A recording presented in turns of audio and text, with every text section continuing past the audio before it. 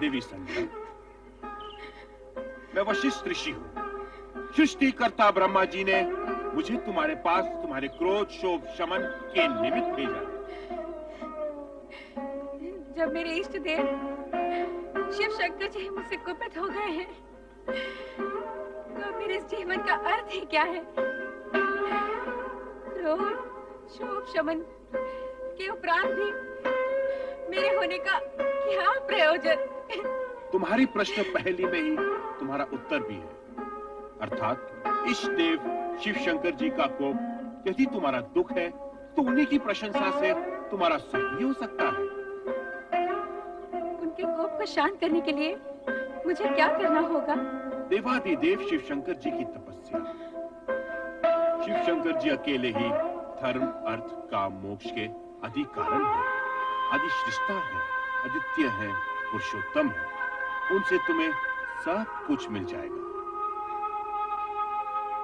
ओम नमः शिवाय इस मंत्र का जाप तब तक करती रहो जब तक शिव जी स्वयं प्रकट होकर तुम्हारा उद्धार करने के लिए बाध्य न हो जाए। मैं अवश्य करूंगी। अपने चित्त में ऐसा शुभ उद्देश्य लेकर तुम देवादिदेव शिव शंकर जी का चिंतन करो कि वो तुमसे प्रसन्न होकर स्वयं तुम्हें तुम्हारा अभिष्ट फल प्रदान करे। आपके मार्गदर्शन के लिए मैं अत्यंत आभारी हूँ। आपके आदेशानुसार शिव आराधना करके देवाधिदेव शिव शंकर जी को मैं अवश्य प्रसन्न करूंगी।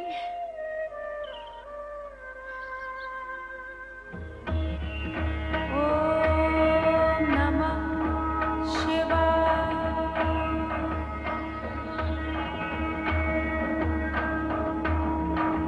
ओम नमः शिवाय। ओम नमः शिवाय। ओम नमः शिवाय। ओम नमः शिवाय। ओम नमः शिवाय। ओम नमः शिवाय। ओम नमः शिवाय। ओम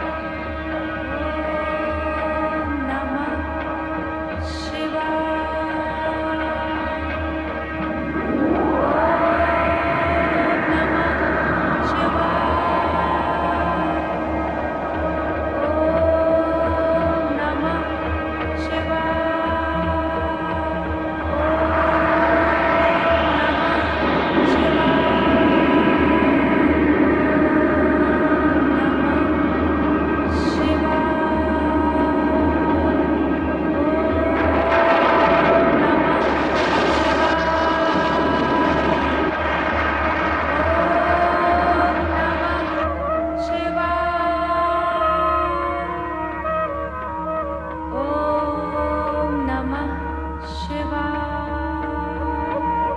शिवाय। ओम नमः देवी संध्या, ओम नमः शिवाय। देवी संध्या,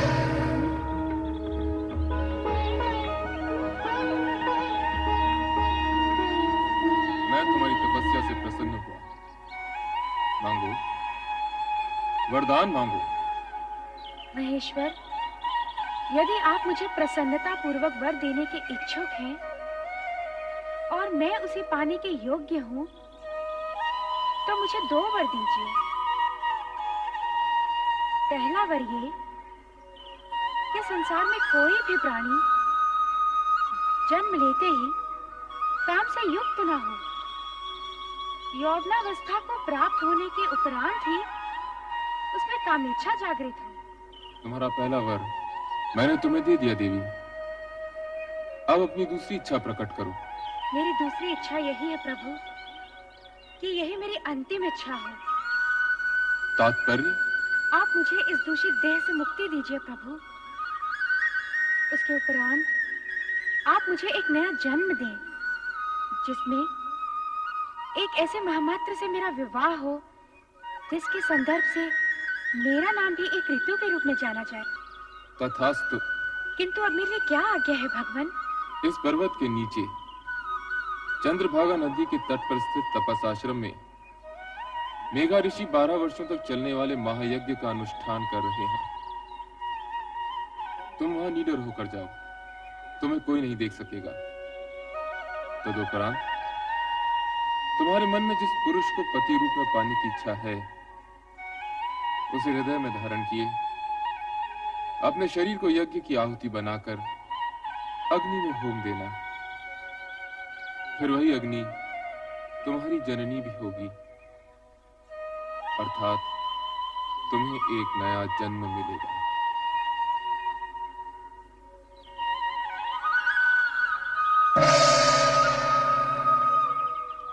मेघा ऋषि, ओम आदित्याय नमः। ओम आदित्याय नमः। ओम आदित्याय नमः। ओम आदित्याय नमः।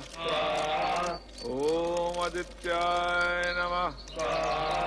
ओम सदाशिव का आशीर्वाद प्राप्त कर उन्हीं के बताए मार्ग पर चलती देवी संध्या मेघा ऋषि के आश्रम पहुंच गईं, जहां महायज्ञ चल रहा था। सभी के लिए अस्तित्वहीन अदृश्य संध्या ओम नमः शिवाय का जाप करते हुए यज्ञाग्नि की ओर बढ़ती गई और अंततः उसी में समा गई। तत्पश्चात यज्ञ की अग्नि से उभरा लाल प्रकाश देखते ही देखते पूरी तरह 2 भागों में फैल जाता है। इस प्रकार संध्या का अस्तित्व 2 भागों में बंट गया, प्रातः संध्या और सायं संध्या। प्रातः संध्या देवताओं की आराधना के लिए और सायं संध्या पितरों के आह्वान के लिए। 2 क्षितिजों में फैली संध्या के दृश्य पर ओम नमः शिवाय के स्वर गूंजते हैं।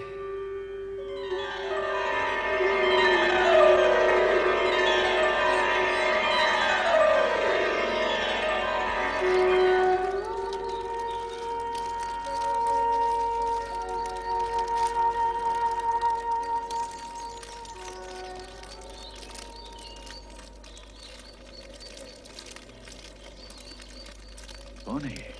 कौन नारी है ये? प्रणाम ऋषिवर। कौन मायावी हो तुम? इस पवित्र अग्नि से प्रकट होने की धृष्टता तुमने कैसे की? क्यों की? क्या प्रयोजन है तुम्हारा? उत्तर दो। मैं आपकी पुत्री हूँ पितृवर, आपके आशीर्वाद की आकांक्षिणी हूँ। धर्म, नीति, मर्यादा और व्यवहार के नाते मैं तुम्हारे प्रणाम और चरण स्पर्श के लिए तुम्हें दीर्घायु और सदैव प्रसन्न रहने का आशीर्वाद तो दे सकता हूँ, किंतु अकारण पितृत्व का अधिकार नहीं दे सकता। भला तुम मेरी पुत्री और मैं तुम्हारा पिता कैसे हुआ? भगवान शिव की अनुकंपा और कृपा के कारण ही ये संबंध स्थापित हुआ है पितृश्रेष्ठ। कल्याणी, बार बार मुझे पिता संबोधित कर क्या तुम मेरे पितृ भाव की परीक्षा ले रही हो? आप त्रिकालदर्शी हैं। आपको इस सत्य का ज्ञान तो अवश्य होगा कि मैं कौन हूँ, और आपको ये भी ज्ञात होगा कि आपकी परीक्षा लेने की क्षमता मुझ में नहीं है। हाँ भागे, क्या तू हमारे ज्ञान और जप तप को चुनौती देने आई है? नहीं पितृवर नहीं, पुत्री अपने पिता के प्रति ये दुष्टता कैसे कर सकती है? फिर वही प्रलाप, पुत्री पुत्री पुत्री। कब, कहाँ और कैसे प्रमाणित हुआ कि तुम मेरी पुत्री हो? दुर्भाग्य है मेरा कि अपने पिता के सम्मुख उनकी पुत्री होना मुझे प्रमाणित करना पड़ रहा है। यदि आपकी आज्ञा हो तो मैं कुछ निवेदन करूं? करो, किंतु मुझे पिता और स्वयं को पुत्री ना कहते हो। यदि मैं आपके तन से उत्पन्न होती तो तनुजा कहलाती, यदि मन से उत्पन्न होती तो मानसी कहलाती, किंतु मैं आपके उस पुण्य से उत्पन्न हुई हूँ जो शिव की आराधना के प्रतिफल में आपका अधिकार है पितृवर। मैं तनुजा हूँ पितृवर। शिव आराधना के पुण्य से प्रतिफल में प्राप्त पुत्री को इतना कुछ ज्ञान है, और फल की प्राप्ति करने वाले पिता को इस विषय में कुछ भी ज्ञान नहीं। यह आश्चर्यजनक है, अद्भुत है। यदि ये सत्य होता तो स्वयं शिव भगवान इसकी पुष्टि करते, स्वयं निर्णायक होते, किंतु ऐसा नहीं। अब ऐसा ही होगा। हे देवों के देव, मुझे उबारो, मेरी रक्षा करो। ऋषिवर की पुत्री बनाकर जो सम्मान आपने मुझे दिया, ऋषि के सम्मुख उसे स्वीकृति से प्रामाणिक करो। दया करो भोलेनाथ, कृपा करो। हे देवों के देव महादेव, मुझ पर दया करो, कृपा करो मुझ पर, मेरी सुनो, मुझ पर कृपा करो देव। हे महेश्वर, मुझे दर्शन दो। देवों के देव महादेव, मुझ पर कृपा करो। हे भोलेनाथ, मुझ पर कृपा करो। हे महेश्वर, मुझे दर्शन दो। हे भोलेनाथ, मुझ पर कृपा करो, मुझे दर्शन दो। मेरी सुनो, हे भोलेनाथ, मुझे दर्शन दो, मुझ पर कृपा करो। हे देव, मुझे दर्शन दो। भोलेनाथ, मुझे दर्शन दो। हे देवों के देव महेश्वर, मुझे दर्शन दो, मुझे दर्शन दो देव।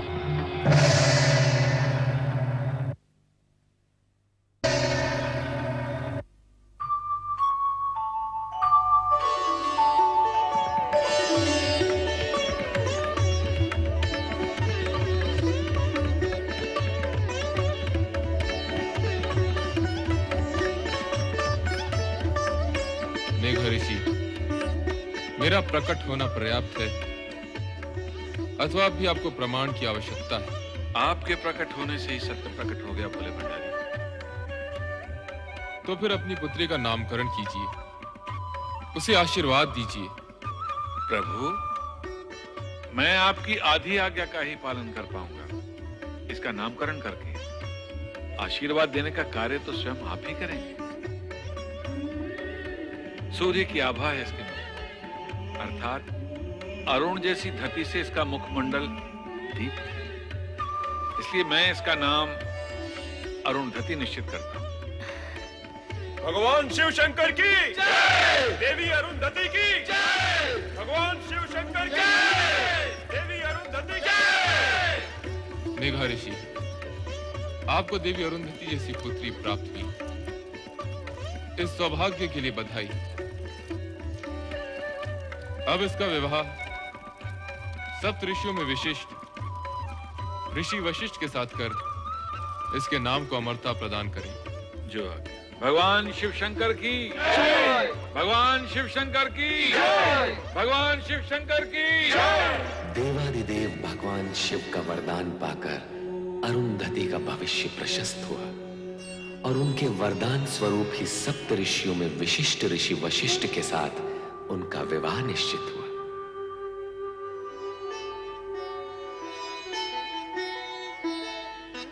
कितना शुभ दिन है आज।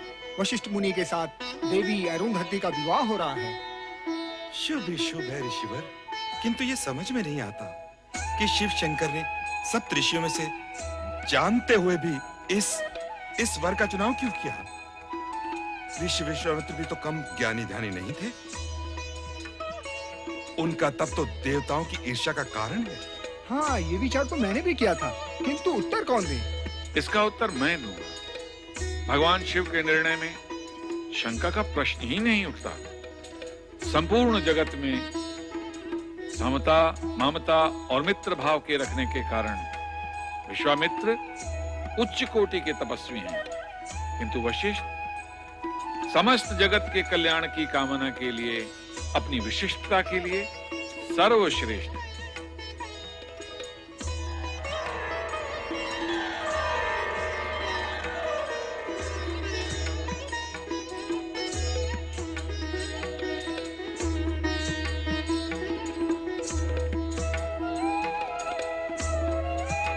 हे प्रभु, इस शुभ घड़ी में आपके आगमन की हम व्यग्रता से प्रतीक्षा कर रहे थे, ऋषिवर, पुत्री अरुंधति को मंडप में लाइए।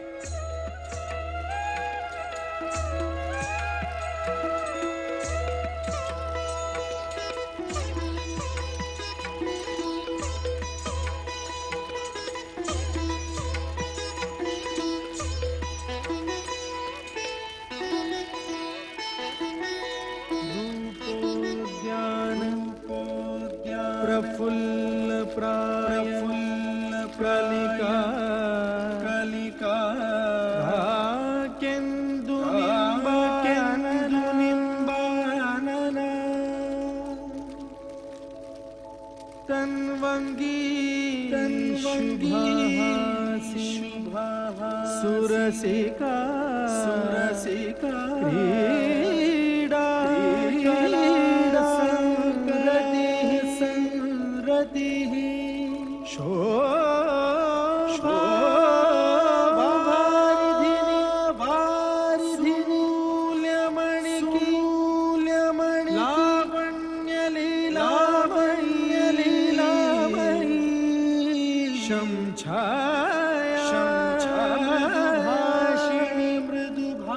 मृगदृगी भूयात् सदा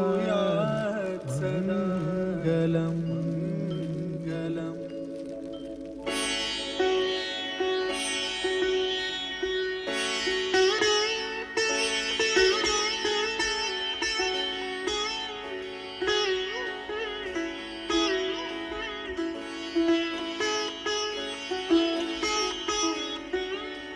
देवी अरुंधति, मेरे जीवन में आनंद की फुहार बनकर आई हो तुम, हर्ष की वर्षा बनकर आई हो तुम, और उससे भी पहले श्रद्धा और भक्ति का सगुण रूप हो तुम। वो रूप पाने के लिए जो कष्ट तुमने सहे हैं, उनका वर्णन करना असख्य है। तुम महान हो, श्रद्धा की पात्र हो, मेरा तुम्हें बार बार नमन। मुझे लज्जित न करिए स्वामी। संध्या का प्रायश्चित और अरुंधति का ये रूप आप ही के कारण संभव हुआ है। यदि आप मुझे शिव भक्ति की महिमा न सुनाते, देवादिदेव शिव शंकर को मनाने का मंत्र न देते, तो आज हम दोनों का इस रूप में मिलन न होता। स्वामी, इस प्रकार जो भी हुआ है, उसका संपूर्ण श्रेय आप ही को जाता है। इसका संपूर्ण श्रेय देवादिदेव शिव शंकर जी को जाता है, मुझे नहीं। जगत में जो कुछ हो चुका है, जो हो रहा है और जो होने वाला है, वो सब कुछ देवादिदेव की इच्छा के अनुसार ही होता है। सर्व कर्मों के कर्ता धर्ता श्री शिव ही हैं।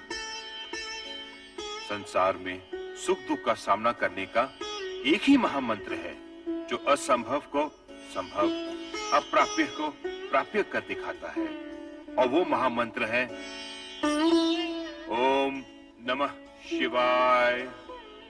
ओम नमः शिवाय।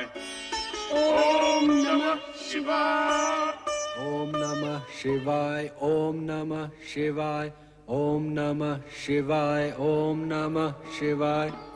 ओम नमः शिवाय। ओम नमः शिवाय। ओम नमः शिवाय। ओम नमः शिवाय। ओम नमः शिवाय। ओम नमः। स्वामी, ये क्या हो गया है आपको? जब से आपने संध्या पर पुष्प बाण का प्रयोग किया है, इसी तरह खोए खोए से दिखाई दे रहे हैं। केवल ओम नमः शिवाय मंत्र का ही जाप किए जा रहे हैं। स्वामी, यदि इस तरह आप ही विरक्त रहे तो मेरा क्या होगा? मैं भयभीत हो गया हूं प्रिय। भयभीत? किंतु किस कारण? मैंने संध्या पे जो पुष्प बाण का प्रयोग किया था, उसके परिणाम से तो तुम भली भांति परिचित हो। कहीं ऐसा ना हो कि इस परिणाम का प्रकोप मुझे भुगतना पड़े। नहीं स्वामी, आपने तो केवल अपने कर्तव्य का पालन किया है, और कर्तव्य भावना से ऊंचा होता है। निसंदेह ये कोई अपराध नहीं है। परंतु रति, यदि भविष्य में कोई ऐसी अमंगल घटना घटित हो गई तो क्या होगा? नारायण नारायण। पुष्प धनवा भ्राता कामदेव, मुझे देखकर इस प्रकार आंखें चुराकर कहाँ भाग रहे हो? और देवी रति कहाँ अदृश्य हो गई? प्रणाम देवर्षि। नारायण नारायण, मैं तो तुम्हारा भ्राता हूँ कामदेव। मुझे देवर्षि का सम्मान देकर लज्जित न करो। सम्मान तो आपको देना ही चाहिए। अच्छा, अब मुझे प्रस्थान के लिए आज्ञा दी।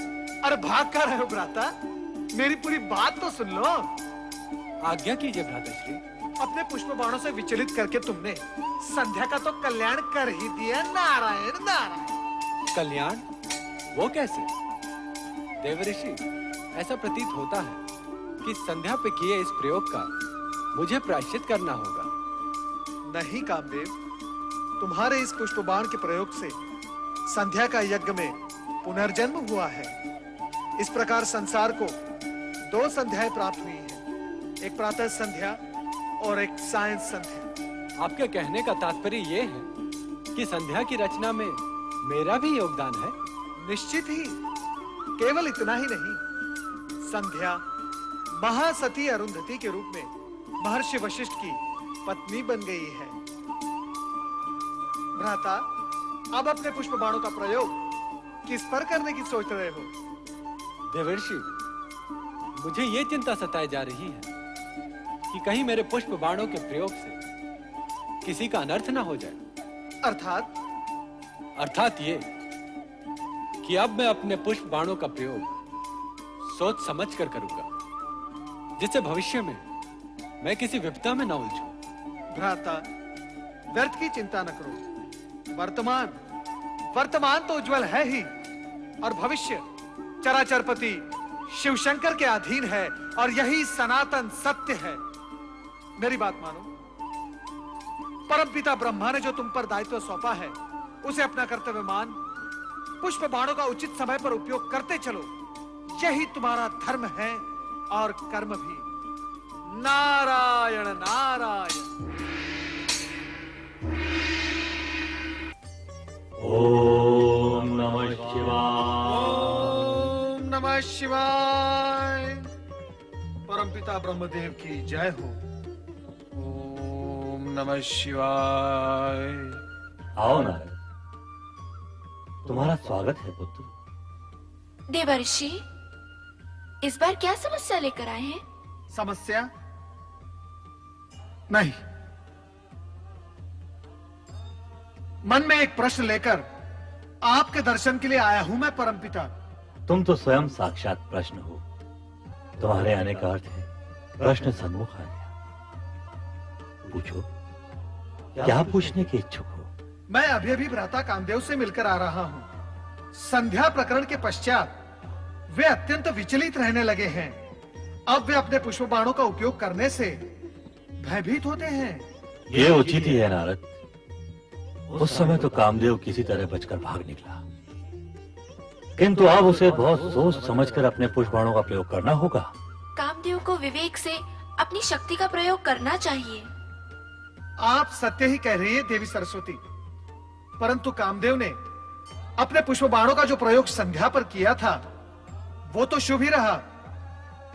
देवी संध्या अब सती अरुंधति बन गई है और ऋषि वशिष्ठ के आश्रम की शोभा बढ़ा रही है।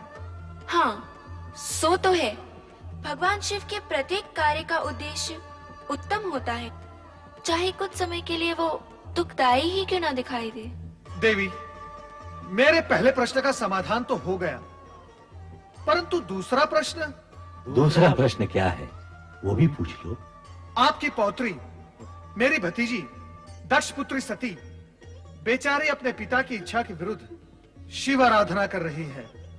उसका क्या होगा? शिव आराधना का परिणाम तो कल्याणकारी ही होता है। इस विषय में कभी कोई शंका मन में मत लाओ नारद। परंतु आप भ्राता दक्ष को समझाते क्यों नहीं कि सती की शिव भक्ति का विरोध करना छोड़ दे? ये असंभव है नारद। दक्ष अपना स्वभाव कभी नहीं छोड़ेंगे। अर्थात सती को अपने तप के बल पर ही पिता के विरोध का सामना करते हुए अपना अभीष्ट प्राप्त करना होगा। हाँ नारद, जो हो रहा है शिव की इच्छा से हो रहा है।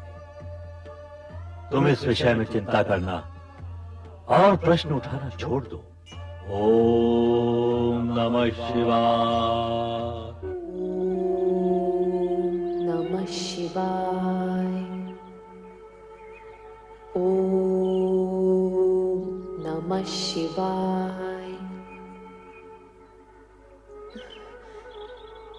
सर्वेश्वर भोलेनाथ, क्या मेरी आराधना में कोई त्रुटि रह गई है या आप मेरी धैर्य की परीक्षा ले रहे हैं, ये मैं नहीं जानती।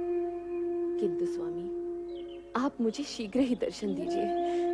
मेरी आंखें आपके दर्शन के लिए तरस रही हैं स्वामी, तरस रही हैं। ओम नमः शिवाय। शिव शिव शिव शिव शिव शिव शिव। ओम यहाँ तो किसी की परीक्षा हो रही है और किसी की परीक्षा और आराधना में विघ्न डालना उचित नहीं है नारद। चुपचाप यहाँ से निकल चलो। नमः शिवाय। नारायण भ्राता दक्ष का महल तो सूना पड़ा है। कहाँ गए होंगे सब लोग? चलो नारद, भावज वीरणी के कक्ष की ओर, कदाचित वहां भेंट हो जाए। नारायण नारायण।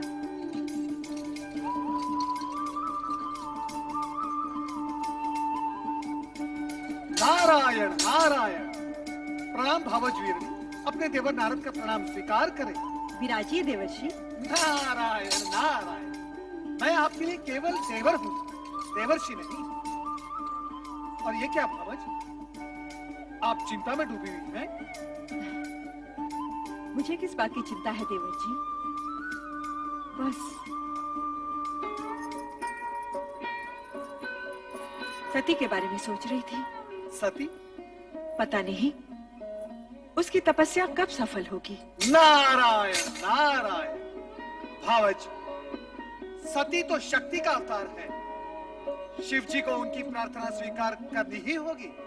अब उनकी प्रार्थना स्वीकार होने में अधिक समय नहीं लगेगा। सच कह रहे हैं देवर जी। क्या आपको अपने देवर से असत्य की अपेक्षा है? मैं तो असत्य से भागता रहता हूँ और भक्ति और जन कल्याण के मार्ग पर चलता रहता हूँ। ये क्या भावज, आप फिर सोच में डूब गई? क्या करूं?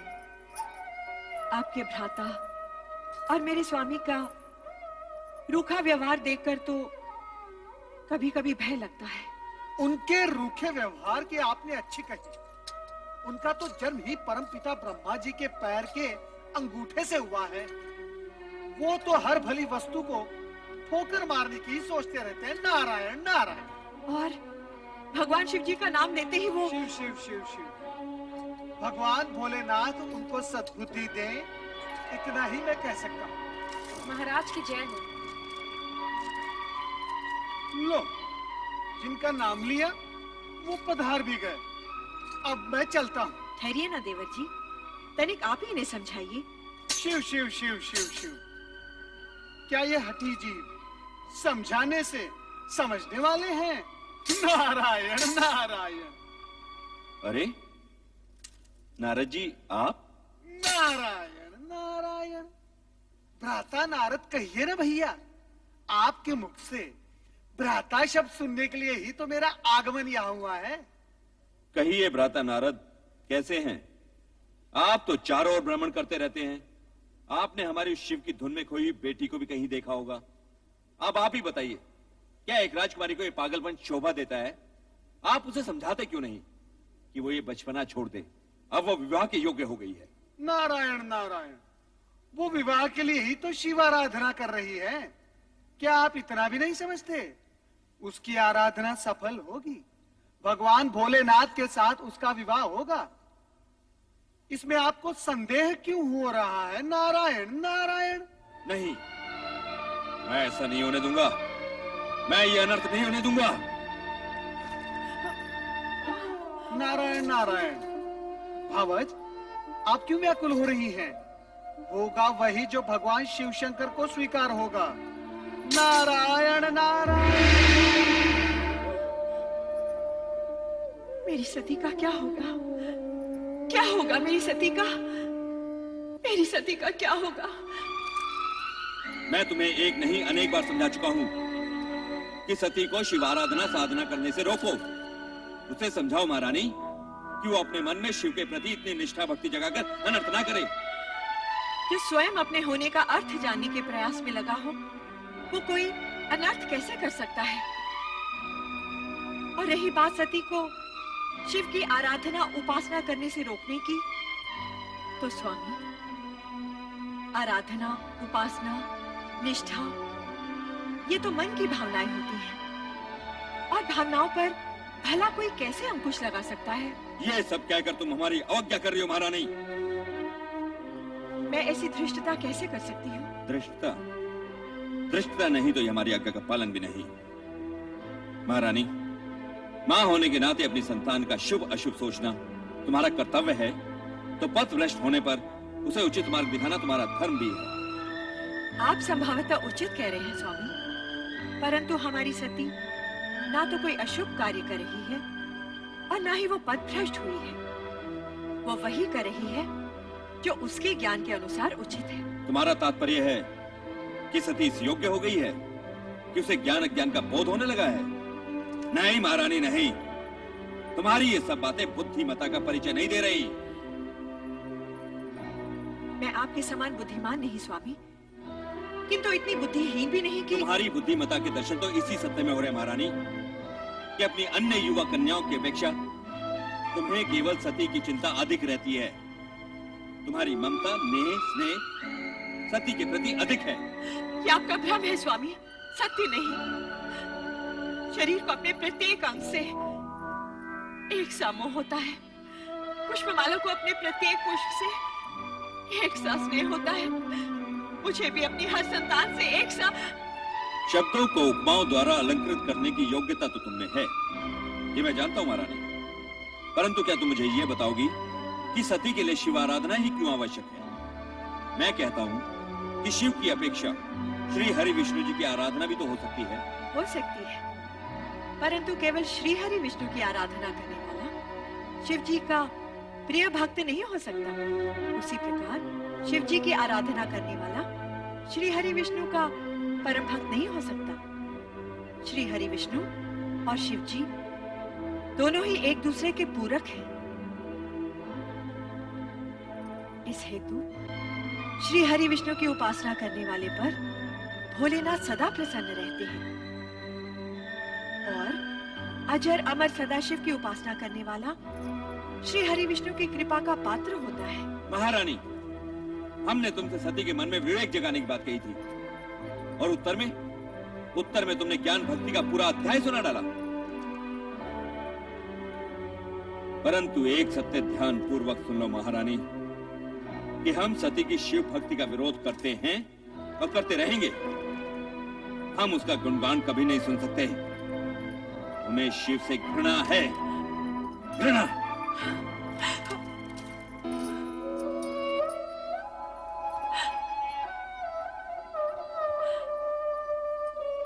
शिव से घृणा और स्नेह करना मनुष्य के वश में नहीं होता, वो भी केवल शिव की इच्छा पर ही निर्भर होता है। ओम नमः शिवाय, ओम नमः शिवाय, ओम नमः शिवाय।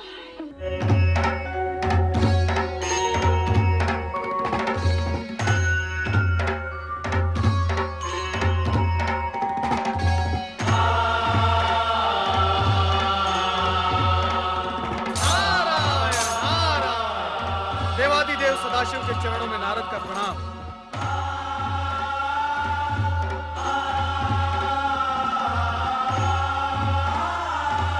आपकी साधना में व्यवधान डालना मेरे लिए उचित नहीं, किंतु विषय की गंभीरता और महत्व को देखते हुए मुझे दृष्टता करनी ही पड़ी। देवऋषि, जब आप स्वयं कह रहे हैं कि विषय महत्वपूर्ण और गंभीर है, तो आपने जो किया वो धृष्टता कैसे? अपने आने का मंतव्य बताइए। प्रभु, दक्षपुत्री देवी सती अत्यधिक व्याकुल और पीड़ित हैं। मुझसे उनकी यह दशा देखी नहीं गई और मैं आपके चरणों में चला आया। उनकी पीड़ा का कारण? नारायण नारायण, ये सर्वविदित है कि आप ही नटराज हैं, किंतु हे महेश्वर, नाट्य विद्या के प्रदर्शन के लिए यह समय उचित नहीं है। सब कुछ जानते हुए भी आपका अनभिज्ञ होने का नाटक देवी सती के कष्ट में और भी वृद्धि करेगा। आप तत्काल यह बताने की कृपा करें कि देवी सती और आपके विवाह के बीच भ्राता दक्ष का विरोध रूपी विघ्न जो आ रहा है, उसे विफल कैसे किया जाए, उसका उपाय क्या है? किसी भी प्रकार की दुविधा की स्थिति में नंदाव्रती कन्याओं की कामना पूर्ति का सर्वोत्तम उपाय है। हे देवऋषि, अब ये मत पूछ बैठेगा कि नंदाव्रत क्या है। हे देवेश्वर, आश्चर्य है, सृष्टि का भार स्वयं पर लिए हुए भी आप विनोदपूर्ण वार्तालाप कैसे कर लेते हैं? नारायण नारायण। देवी सती की आराधना का परिणाम क्या निकलेगा, यह जानना मेरे लिए तो असंभव है। किंतु हे महेश्वर, आपकी लीला आप ही जाने।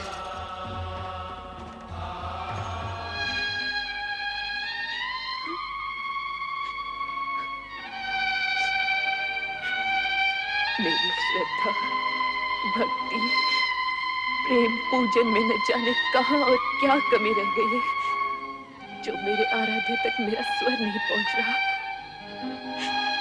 वह इस पीड़ा को नहीं समझ पा रहा जो अपने आराध्य से अलग होते हुए होती है। सती, धैर्य रखो सती। तुम्हारी प्रेम में तपस्या निरर्थक नहीं जाएगी। तुम्हारे स्वामी आएंगे, अवश्य आएंगे। ये सत्य कहती है पुत्री, तुम्हारे मन कामेश्वर अवश्य आएंगे, किंतु तभी जिस पल विधाता ने उनका आना निश्चित किया होगा। तो फिर मिलन की उस पल की प्रतीक्षा में मैं तब तक यहाँ बैठी रहूंगी जब तक मेरे स्वामी आकर मुझे स्वीकार न कर ले। पुत्री, ये बालोचित हट तुम्हें शोभा नहीं देती। चलो घर चलें। माते, आप तो स्वयं स्त्री हैं, किसी की पत्नी भी है। आप भी मेरी विरह जनित व्याकुलता को नहीं समझ पा रही। समझती हूँ पुत्री, किंतु तेरे पिता का क्रोध मुझे भयभीत कर रहा है। किसी अमंगल की कल्पना मुझे आतंकित कर रही है। ये हट उचित नहीं पुत्री, घर चल। नहीं माते। नारायण नारायण। प्रणाम देवर्षि। मंगल हो देवियों, मंगल हो। देवी सती, आपके लिए देवाधिदेव भोलेनाथ शिवशंकर का एक संदेश है। शीघ्र सुनाइए देवर्षि। आपके और उनके विवाह के बीच जो बाधाएं आ रही हैं, उनके लिए नंदाव्रत करना आपके लिए उत्तम रहेगा। नंदाव्रत? हाँ, मनचाहा पति पाने की दिशा में नंदाव्रत एक सिद्ध उपाय है। यही महेश्वर का कथन है। देवियों, चाहे तो आप भी इसका प्रयोग कर सकती हैं। नारायण नारायण। इस व्रत को करने का विधि विधान क्या है? हम लोगों को ठिठोली सुन रही है और मेरे यहाँ प्राण जा रहे हैं।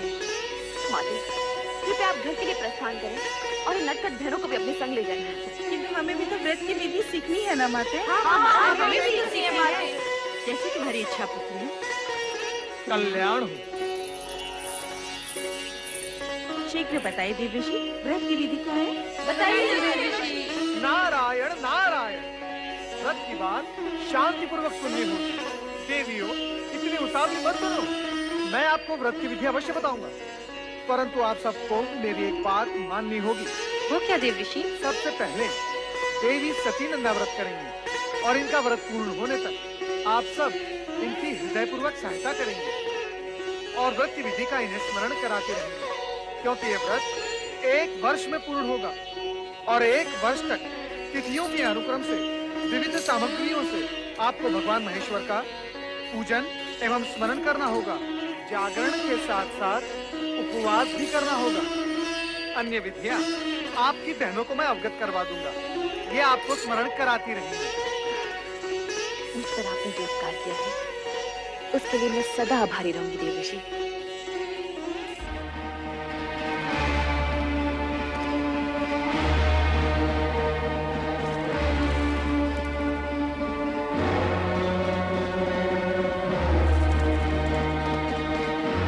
सुलेखा, सुलेखा, जी महाराज।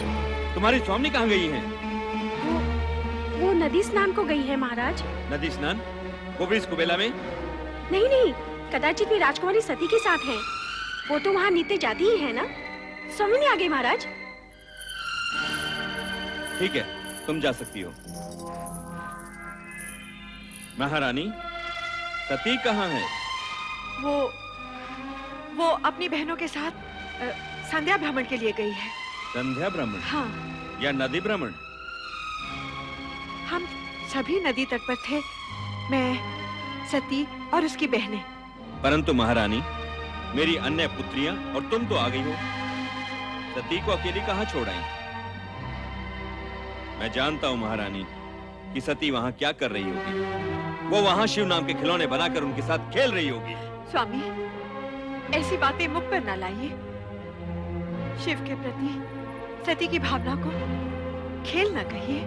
महारानी, ये माना कि सती की आयु अभी उचित अनुचित का भेद करना नहीं जानती, परंतु तुम उसे प्रोत्साहन दे रही हो। तुम उसे जानबूझकर ऐसी दिशा की ओर जाने की अनुमति दे रही हो जहां दुख ही दुख है, कांटे ही कांटे हैं। स्वामी, यदि आप उसके पिता हैं, तो मैं उसकी माता हूँ। मैंने 9 महीने उसे गर्भ में रखा है, पालन पोषण करके बड़ा किया है। क्या मैं अपनी पुत्री को सुखी देखना नहीं चाहती? महारानी, यदि ऐसा होता तो तुम स्वप्न में भी अपनी पुत्री के लिए ऐसे पति के विषय में ना सोचती जो गृहस्थ धर्म का पालन करना ही नहीं जानता, जो पर्वत श्रृंखलाओं पर बैठा भभूति रमाए बागम पर लपेटे अपने भयंकर गणों के साथ योगियों जैसा जीवन व्यतीत कर रहा हो। ठीक है महारानी, ठीक है। मैं अभी इसी समय सती को बलपूर्वक यहाँ ले आता हूँ। नहीं स्वामी, नहीं। मैं आपसे हाथ जोड़कर विनती करती हूँ, विधाता के लिखे को चुनौती मत दीजिए। सती की साधना भंग करके आपके भागी मत बनिए। आपका ये एकमात्र पाप आपके जीवन भर के पुण्यों का फल आपसे छीन लेगा। आप चिंता छोड़िए स्वामी, और परिस्थितियों की नौका को समय की धारा में छोड़कर निश्चिंत हो जाइए और सती को उसकी आराधना करने दीजिए। स्वामी, सती को उसकी आराधना करने दीजिए।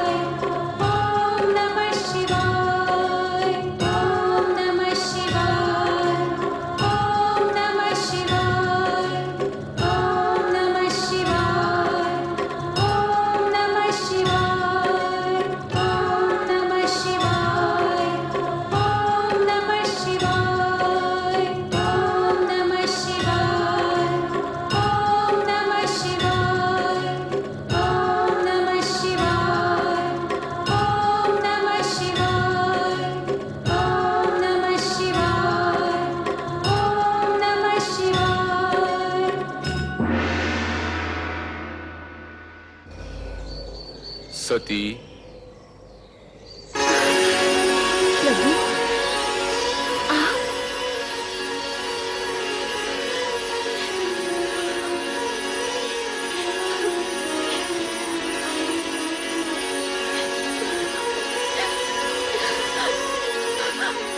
स्वामी स्वामी मैं आपके दर्शन पाके धन्य हूँ स्वामी।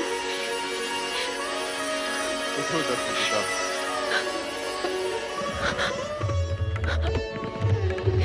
समर्पण एवं निष्ठा भाव से किए गए तुम्हारे व्रत से हम प्रसन्न हुए। कहो दक्ष नंदिनी, किस प्रयोजन से तुमने इस कठोर व्रत का पालन किया? कहो अपनी मनोकामना।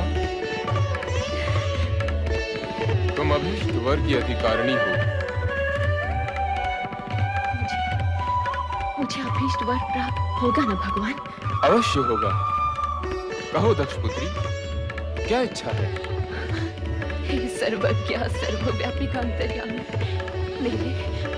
मेरे मन का सत्यान से छिपा नहीं। मैंने बाल्यकाल से पति रूप में आप ही की कामना की है। इसके अतिरिक्त और कुछ भी इच्छित नहीं है भगवान। तथास्तु। सती, तुम्हारा और हमारा अभीष्ट भिन्न नहीं है। तुम्हारा अर्धांगिनी रूप ही जगत के लिए कल्याणकारी होगा। मैं धन्य हो गई प्रभु, मैं धन्य हो गई।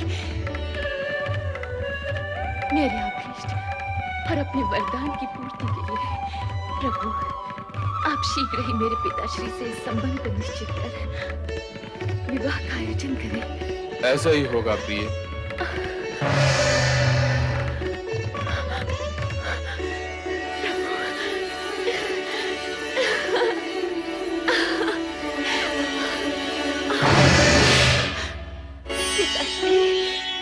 पिताश्री मेरा व्रत सफल हो गया। पिताश्री मेरी तपस्या सार्थक हुई। सती, अपनी चेतना में लौटाओ। पिताश्री मैं तो पूर्ण रूप से चेतन हूँ। मेरी साधना की सफलता ने तो मुझे और चेतन कर दिया है, मुझे और चेतन कर दिया है पिताश्री। सती, प्रलाप बंद करो। अब तो आलाप आरंभ हुआ है पिताश्री। दिव्य सुर और मधुर झंकार से पूर्ण आलाप। भगवान शिव ने मुझे अर्धांगिनी स्वीकार करने का वरदान दिया है पिताश्री। मुझे वरदान दिया है, मुझे वरदान दिया है। वरदान? तुम्हें अर्धांगिनी बनाने का? क्या उस भस्म लिप्त देव को हम अपना जामाता बनाएंगे? कदापि नहीं, कदापि नहीं सती। हम ये वरदान फलित नहीं होने देंगे, नहीं होने देंगे।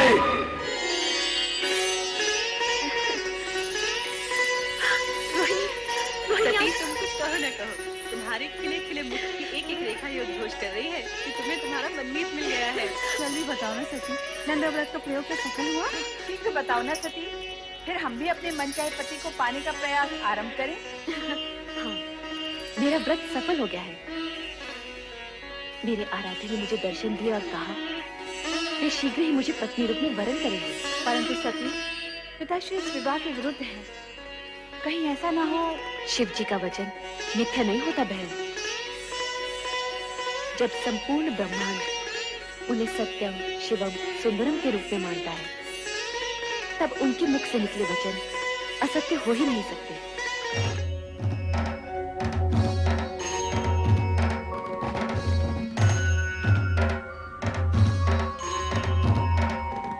सत्य और सुंदर स्वरूप भोलेनाथ, श्री शिव शंकर के चरणों में ब्रह्मा का प्रणाम। कैलाश में आपका स्वागत है ब्रह्मा जी। आपके लिए एक शुभ समाचार है। दक्ष पुत्री और आपकी पौत्री की तपस्या से प्रसन्न होकर मैंने उसे अपनी पत्नी बनाने का वचन दे दिया है। अपने और मेरे बीच इस नवीन संबंध के जुड़ने की सूचना देकर आपने मेरा मन प्रसन्न कर दिया प्रभु। मैं आपका अति आभारी हूं। इतना अधिक भी प्रसन्न मत होइए ब्रह्मा जी। कहीं ऐसा ना हो कि आपकी प्रसन्नता आप तक ही सीमित रह जाए। आपके कहने का तात्पर्य क्या है सदाशिव? आपके पुत्र दक्ष प्रजापति का मन मुझसे विमुख है। इस विवाह के लिए उनसे स्वीकृति लेना अब आपका ही उत्तरदायित्व है। आप निश्चिंत रहिए शिवशंकर जी, वैसा ही होगा जैसे आपकी इच्छा है। आपने मेरी पौत्री को अपनी जीवन संगी के रूप में स्वीकार करके मुझे और सती दोनों को कृतार्थ किया है। मैं पुत्र दक्ष से स्वयं अनुरोध करूंगा और मुझे पूर्ण विश्वास है कि वो इस अनुरोध को आज्ञा मानकर इस विवाह के लिए अपनी स्वीकृति दे देंगे। नहीं, कभी नहीं। मैं अपनी पुत्री का विवाह उस बैरागी औघड़ शिव से कभी नहीं करूंगा। समस्त ब्रह्मांड की कोई भी शक्ति मुझे ये कार्य करने के लिए बाध्य नहीं कर सकती, कदापि बाध्य नहीं कर सकती, कदापि नहीं। पुत्र दक्ष, हाँ? पिताश्री, प्रणाम पिताश्री। आयुष्मान भव। समस्त ब्रह्मांड की शक्तियां जिस शक्ति को अपना आराध्य समझती हो, उन भोलेनाथ की आज्ञा का पालन तो तुम्हें करना ही होगा पुत्र। इस विवाह को तुम रोक नहीं सकते। पिताश्री, शिव प्रेम के दंश ने सती को तो बुद्धि भ्रष्ट कर ही दिया है, परंतु उसकी मां अर्थात आपकी पुत्र वधु वीरनी की भी मति हर दी है। पिताश्री, अब आप ही समझाइए इन माता पुत्री को। समझाने तो हम तुम्हें आए हैं पुत्र। इस विवाह में बाधक मत बनो, इसे हमारी भी आज्ञा समझो। ये आप कह रहे हैं पिताश्री? हाँ, ये हम। ये जानते हुए भी कि राजकुल में जन्मी पली बढ़ी आपकी पौत्री को इस विवाह से केवल कष्ट ही कष्ट होने वाले हैं। तुम्हारा ये सोचना सर्वथा अनुचित है दक्ष। तुम तो एक राजा, मात्र एक राजा। संसार के समस्त राजघरानों की वैभव संपदा को यदि तुम एक पलड़े में डाल दोगे, तब भी भगवान शिव के वैभव और उनकी गरिमा का पलड़ा उससे कहीं अधिक भारी होगा। परमपिता, यदि आपका कहा मान भी लिया जाए तो भी विधि के अनुसार मुझे सती की अन्य बहनों का विवाह पहले करना होगा। उसका विवाह तो तभी हो सकता है जब मैं तुम्हारा अभिप्राय समझता हूं, परंतु सती आदिशक्ति का अवतार है और शिव सती का विवाह विधाता का अटल विधान है। तुम्हारी इच्छा हो या न हो, तुम इसे रोक नहीं पाओगे। मेरा कहा मानो और सहर्ष इस विवाह के लिए स्वीकृति दे दो। स्वीकृति दे दो पुत्र। वत्स दक्ष, स्वीकृति दे दो, स्वीकृति दे दो पुत्र।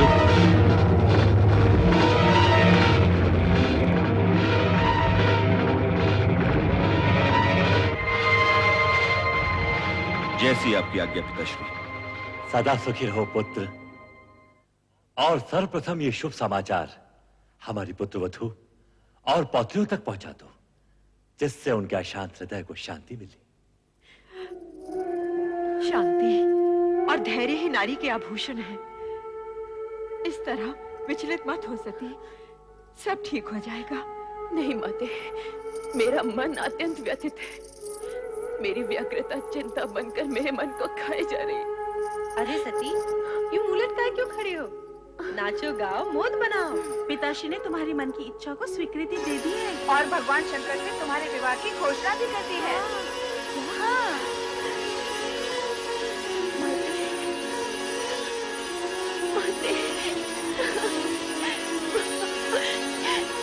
ये क्या सती, जब तुम्हारी तपस्या का फल मिला तो तुम रो रही हो? माते, ये मात्र मेरी तपस्या तो नहीं, आपकी ममता और आपके प्रेम का भी फल है। यदि आप पिताश्री को अपने तर्कों से निरस्त न करती तो ये क्षण आने में न जाने कितने युग बीत जाते और आपकी पुत्री भोलेनाथ को पाने के लिए सदा सदा के लिए असमर्थ हो जाती। माते,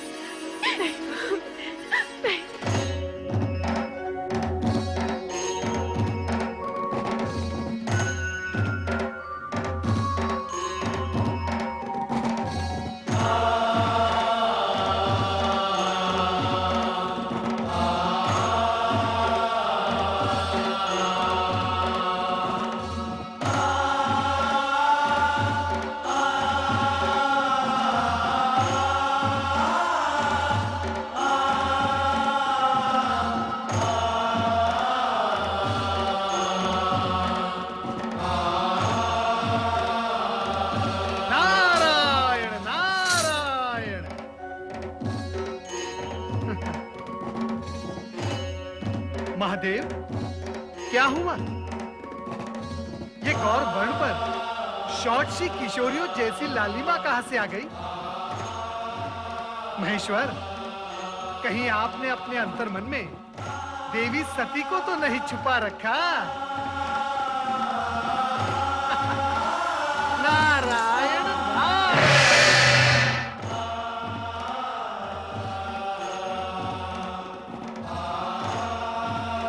देवादिदेव महादेव के चरणों में मिला। शिव शंभु, उस दिन आपने मुझे एक शुभ समाचार दिया था। आज मैं आपको एक समाचार दे रहा हूं। मेरे पुत्र दक्ष प्रजापति ने आपके साथ अपनी पुत्री का विवाह स्वीकार कर लिया है। भगवान शिव शंकर की जय, देवी सती की जय, भगवान शिव शंकर की जय, देवी सती की जय। पुत्र नारायण, अब मैं उत्तरदायित्व तुम्हें सौंपता हूं कि सभी देवताओं को शिव सती विवाह में पधारने का आमंत्रण दे दूं। अवश्य, अवश्य परमपिता, अवश्य। मैं ये मंगल कार्य शीघ्र ही पूर्ण करूंगा। नारायण नारायण नारायण नारायण नारायण। ओम नमो भगवते वासुदेवाय। हे जगदीश्वर, हे भक्त वत्सल, इस अकिंचन नारद का प्रणाम स्वीकार हो। तुम्हारा मंगल हो नारद, कहो कैसे आना हुआ? परम पिता ब्रह्मा जी के आदेशानुसार मैं आपको शिव सती विवाह के लिए निमंत्रित करने आया हूँ। धन्य हो गए हम, यह सुनकर अति आनंद हुआ। प्रभु, सर्वत्र आनंद और हर्षोल्लास का वातावरण छाया हुआ है, परंतु आशंका ये भी है कि विवाह उपरांत ससुर जामाता अर्थात राजा दक्ष और देवादिदेव शिवशंकर के संबंधों में सुधार आएगा या नहीं? जीव या पदार्थ कोई भी हो, बड़ी कठिनाई से अपना स्वभाव छोड़ता है। अब विधाता के विधान गर्भ में क्या छिपा है, यह तो समय आने पर ही ज्ञात होगा। हे सर्वज्ञ, हे अंतर्यामी, सब कुछ जानते हुए भी आप अनभिज्ञ बन रहे हैं। यदि मैं आपसे पूछूं, इस शेष शैया पर देवी महालक्ष्मी कब विराजेंगी, तो क्या तब भी आप यही कहेंगे? विधाता जाने। नारद, सत्य तो यह है कि घटनाक्रम में कुछ नवीन मोड़ आने वाले हैं। उनके बाद ही देवी लक्ष्मी का आगमन संभव है। इस समय का घटनाक्रम ये कहता है कि हम शिव सती, पुरुष और प्रकृति के अद्भुत मिलन का आनंद मनाएं। नारायण नारायण।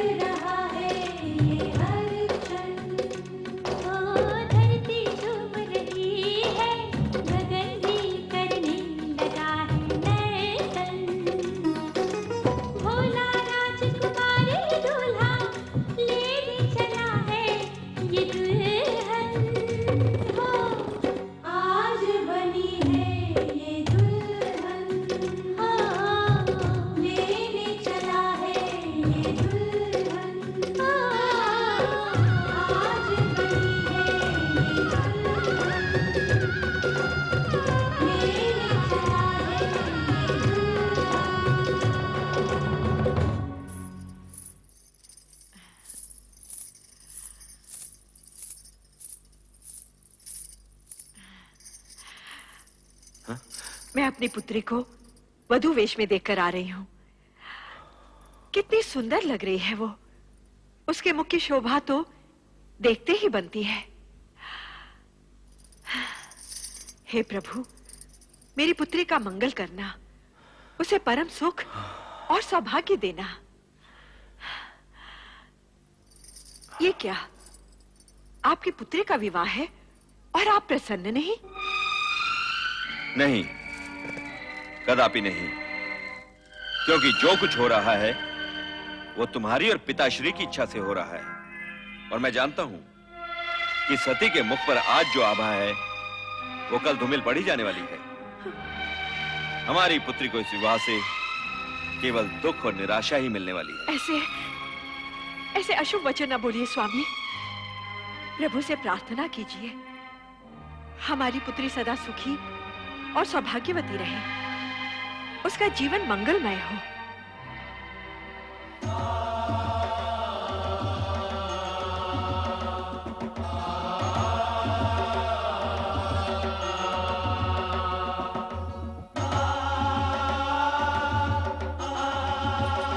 नारायण नारायण। हे त्रिपुरारी, वर वेश में तो आप इतने मोहक लग रहे हैं कि भ्राता दक्ष की अन्य कन्याओं को देवी सती के भाग्य से ईर्ष्या होने लगेगी। दक्ष प्रजापति के भ्राता होने के नाते आपको उनके अन्य कन्याओं की चिंता भी अधिक रहती है। नारायण नारायण। वो क्या है प्रभु, मैं और परमपिता ब्रह्मा वर और वधू दोनों ही पक्षों से संबंधित हैं।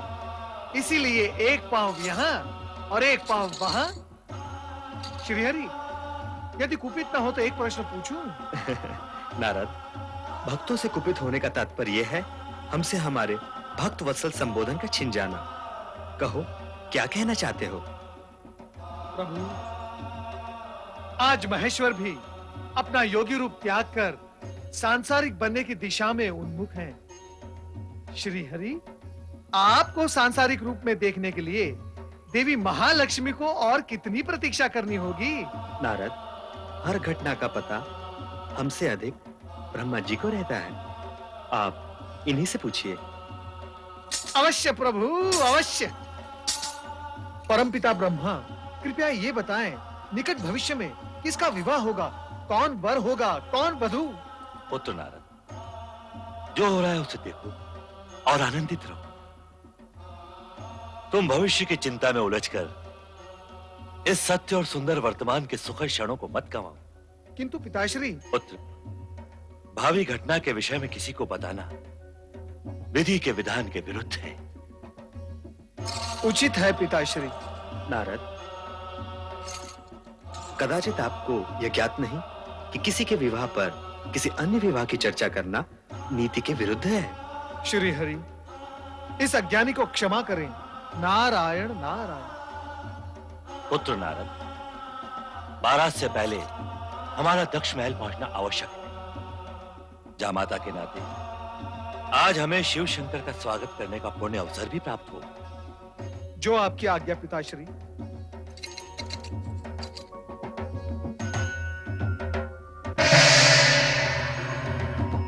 प्रभु, शुभ घड़ी बीती जा रही है, आइए प्रस्थान करें।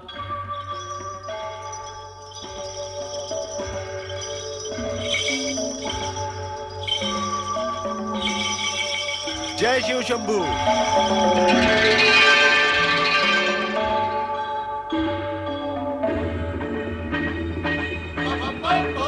हर हर महादेव, हर हर महादेव, हर हर महादेव, हर हर महादेव, बम बम भोले, बम बम भोले, बम बम भोले, बम बम भोले, हर हर महादेव, हर हर महादेव, हर हर महादेव, बम बम भोले, बम बम भोले, हर हर महादेव, हर हर महादेव, हर हर महादेव। बधाई हो महाराज दक्ष प्रजापति। पुत्री सती के वधू बनने की आपको बहुत बहुत बधाई हो। आज राजा दक्ष का वो स्वप्न पूरा हुआ है जो किसी कन्या के जन्म के साथ माता पिता के लाइनों में जन्म लेता है। महाराज जी ने अपनी कन्या के लिए वर चुना भी तो कैसा, जिसका तीनों लोकों में कोई पर्याय नहीं। अति सुंदर, मनहर, निर्मल, निश्चल, भोले शंकर।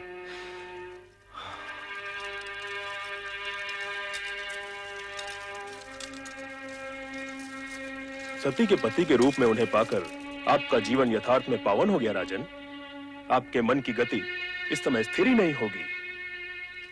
हाँ, हमारे मन की गति इस समय स्थिर नहीं है श्रीमान। किसी को कुछ भी उसकी अपेक्षा के विपरीत यदि मिल जाए तो उसके मन की गति स्थिर रह भी नहीं सकती। पुत्री को योग्य वर मिल जाए, उसका जीवन मन भावन पति के संग हर्षोल्लास से व्यतीत हो, हर माता पिता की यही कामना होती है राजन। नारायण नारायण। प्रणाम पिताश्री। कल्याण हो। प्रणाम भ्राता दक्ष। प्रणाम। नारद जी, हम तो समझे थे कि आप वर की ओर से विवाह में सम्मिलित होंगे। नारायण नारायण।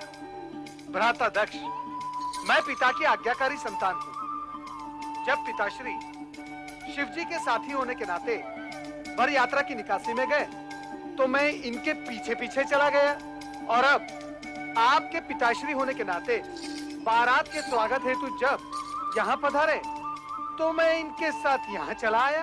परंतु जिस समय बारात यहाँ होगी उस समय किस ओर रहोगे नारद जी? नारायण नारायण। पिताश्री बारात आ गई है। पधारिए पधारिए भ्राताश्री, पधारिए।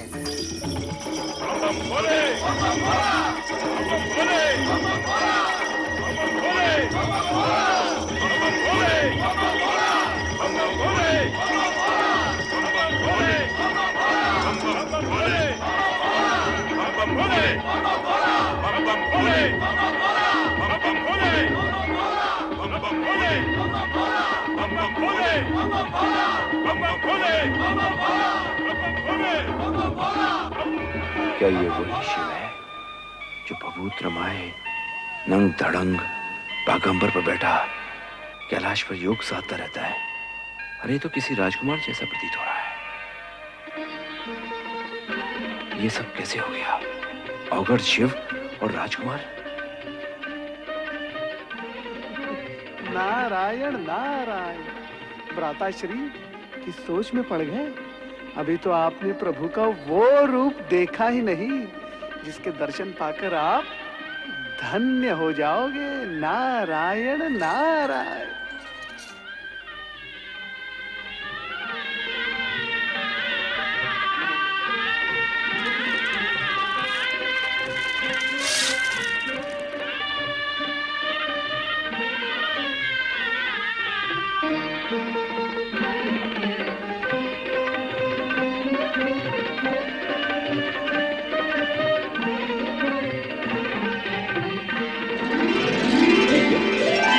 पंचमुखी शंकर, कहीं मेरी आंखें धोखा तो नहीं खा रही? मैं स्वप्न तो नहीं देख रहा? भ्राता दक्ष, आपका मुख श्वेत गणों से भर उठा है। आप भयभीत से लग रहे हैं। नारद, अति सुंदर है? आप कुछ कहना चाहते हैं? वो नारायण नारायण।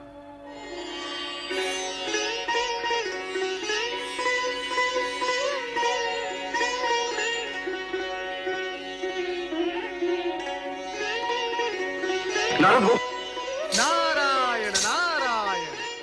शिव लीला के चमत्कारों से भयभीत होने की कोई आवश्यकता नहीं भ्राता दक्ष। आपके जमाता शिव ही नहीं, सत्य और सुंदर भी है, और इसी सगुण रूप में वो दर्शन देते रहेंगे।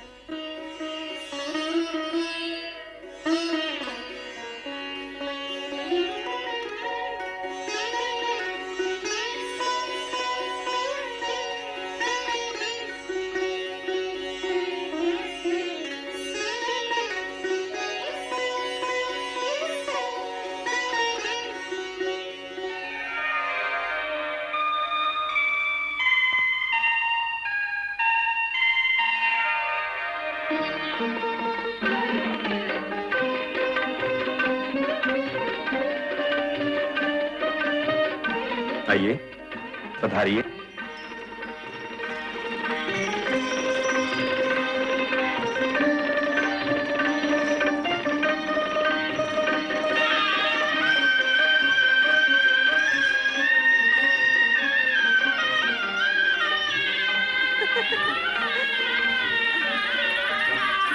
सती सती सती बारात आ गई है। बारात आ गई है।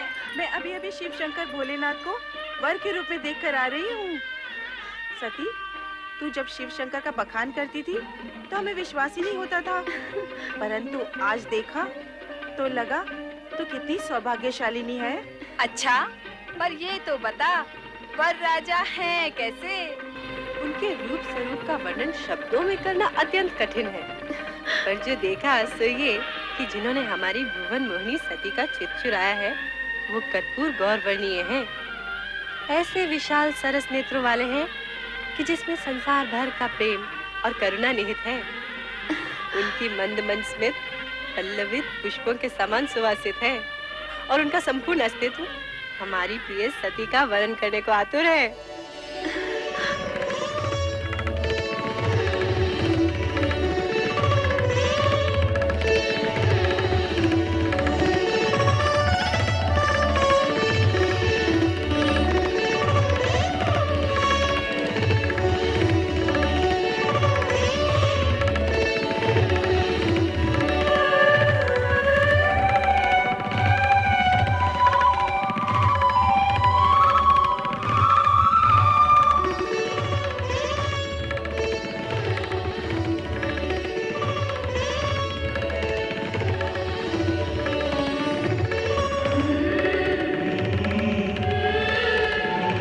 पुत्र दक्ष, सौभाग्य आकांक्षिणी सती को विवाह मंडप में बुलवाइए। जो आज्ञा पिताश्री। महारानी,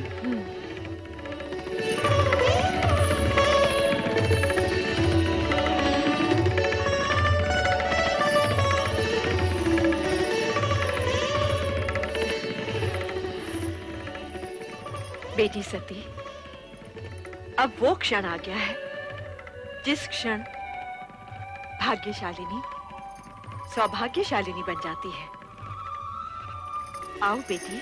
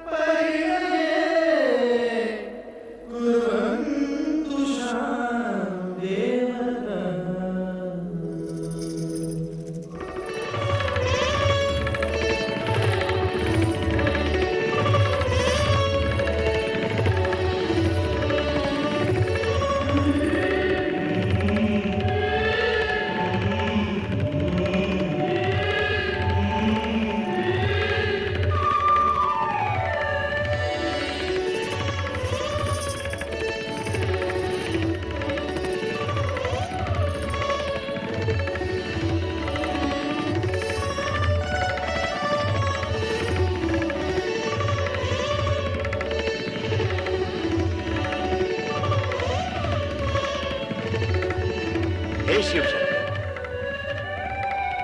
अब अपने शुभ हाथों से ये सौभाग्य सिंदूर सती की मांग में भरकर इसे सौभाग्यवती बनने का दिव्य रूप भी दे दीजिए।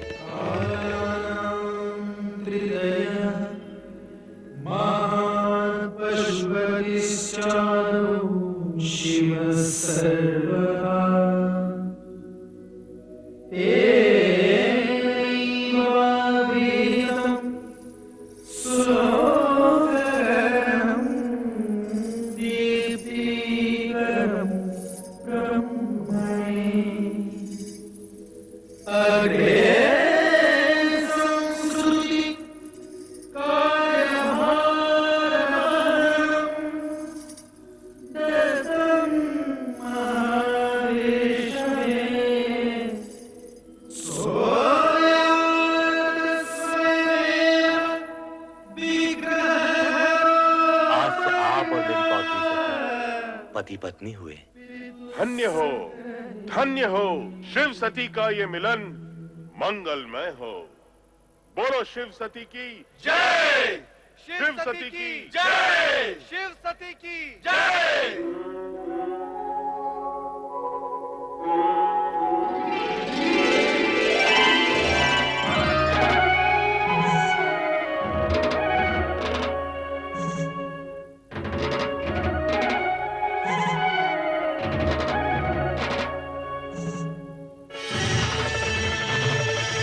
श्रीहरि, श्रीहरि, यूं टकटकी बांधे क्या देख रहे हो प्रभु? देख रहा हूं शिव सती की एक रूपता को जो चिरंतन है, शाश्वत है।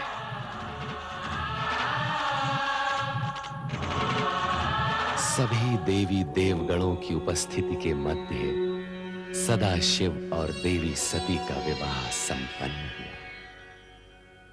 तत्पश्चात देवगणों ने जगत के कल्याण तथा स्वयं की स्थिति को सुदृढ़ करने का निश्चय करते हुए अपने अपने लोक की ओर प्रस्थान करने का विचार किया। विदाई की सारी तैयारियां हो चुकी हैं पिताश्री, यदि आप कहें तो। नारायण नारायण। भ्राता दक्ष, आप बधाई के पात्र हैं। आपकी दक्षता में अतिथियों के मान सम्मान की व्यवस्था इतनी सुंदर थी कि 3 दिन कैसे व्यतीत हो गए आभास ही नहीं हुआ। धन्यवाद। सचमुच ये 3 दिन तो 3 पलों के समान व्यतीत हुए। दक्ष, जितने मनहर आपके जमाता शिव हैं, उतना ही सुंदर रहा आपका आतिथ्य सत्कार। सत्य है जगदीश्वर, आपका कथन पूर्ण रूप से सत्य है। अब आपका क्या विचार है प्रभु? विचार? कैसा विचार देव ऋषि? यही कि दक्ष प्रजापति का आतिथ्य कुछ दिन और स्वीकार करे तो कैसा रहेगा? नारद, तुम तो दक्ष प्रजापति के भ्राता होने के नाते घराती भी हो और शिव की बारात में आए हो तो बाराती भी। परंतु किसी भी बारात का 3 दिन से अधिक वधु के पिता गृह में रुकना मर्यादा के विरुद्ध है।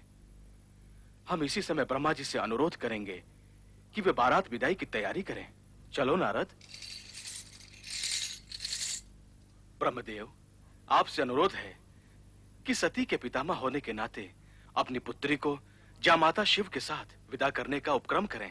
श्री हरि, हमने आपके अनुरोध से पहले ही बारात विदाई का आदेश दे दिया है। पुत्र दक्ष, देखो अब इस कार्य में और अधिक विलंब नहीं होना चाहिए। पिताश्री, यूं तो पुत्री सती की विदाई का पूर्ण प्रबंध किया जा चुका है, परंतु मैं स्वयं जाकर देखता हूं। श्री हरि, शिव शक्ति का यह युगल युग युगांतर तक सर्वश्रेष्ठ रहेगा।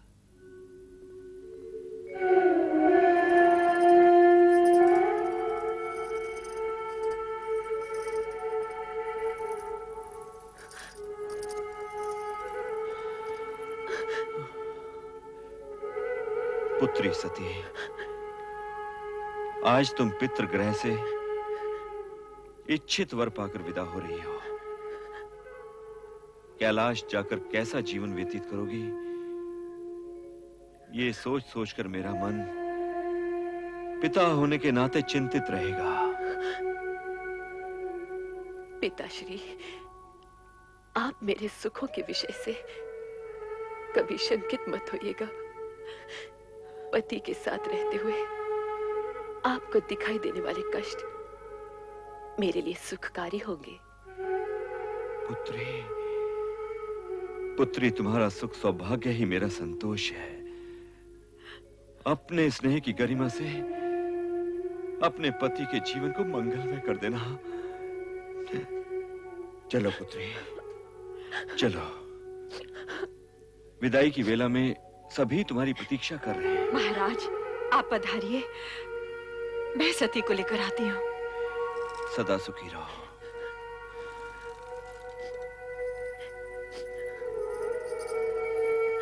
बहन, तुम्हारी मनोकामना पूर्ण हुई, इसका हमें हर्ष है, किंतु तुम्हारे वियोग का दुख भी है। कैलाश जाके हमें भूल न जाना। रोहिणी, रोहिणी, तुम तो कभी सदा मेरे मन में रहोगी। तेरे बिना ये प्रांगण बहुत सूना सूना लगेगा सती।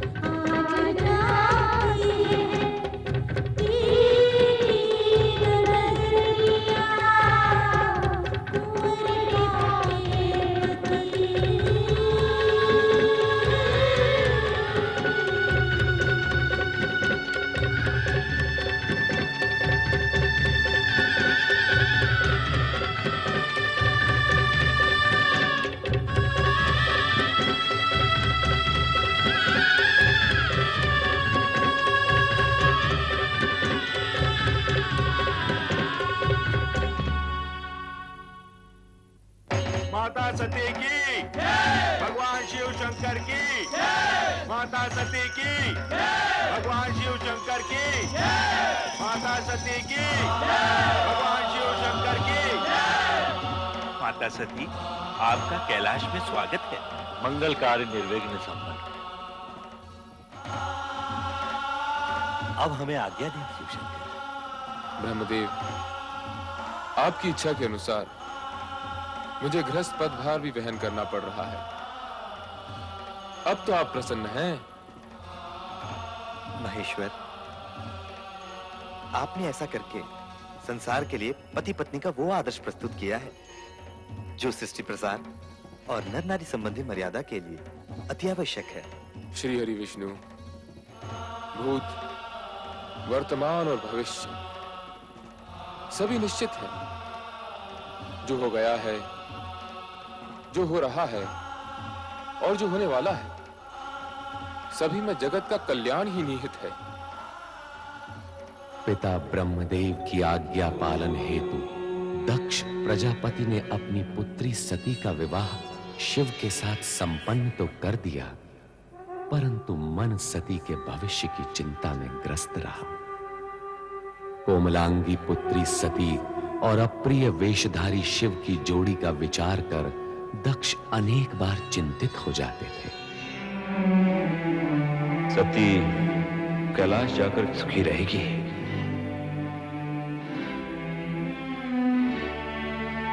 कदापि नहीं। इस राजमहल का वैभव, ऐश्वर्य सीमा कहां है? प्रणाम भ्राता दक्ष। प्रणाम देवर्षि। कैसे आगमन हुआ? बस आपकी कुशल मंगल पूछने चला आया।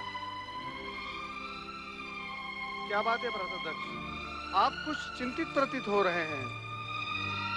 चिंतित?